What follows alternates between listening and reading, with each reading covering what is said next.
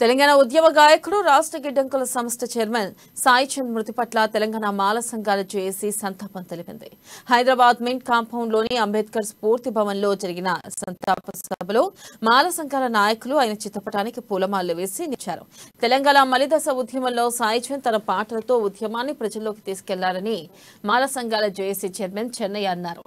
ఇక ఆయన అకాల మరణం తెలంగాణ సమాజంతో పాటు దళిత సమాజానికి తీరని లోటని ఆవేదన వ్యక్తం చేశారు.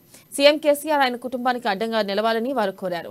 ఆయన భార్యకు గ్రూప్ 1 పోస్ట్ కేటాయించి ఆర్థికంగా అండగా నిలవాలని చెన్నయ్య డిమాండ్ చేశారు.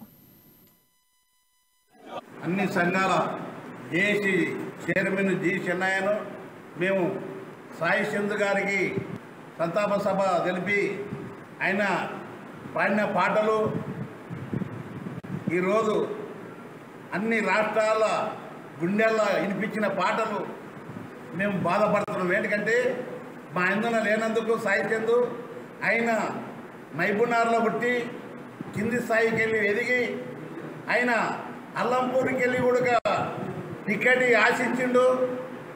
ఆ అభిరామన్న ఎక్కి దాడి చేసిండు. అది కూడా కొంచెం బాధ ఉంది అని కూడా మేము మనం చేస్తున్నాం. ఎందుకంటే ఆయన అభిమానం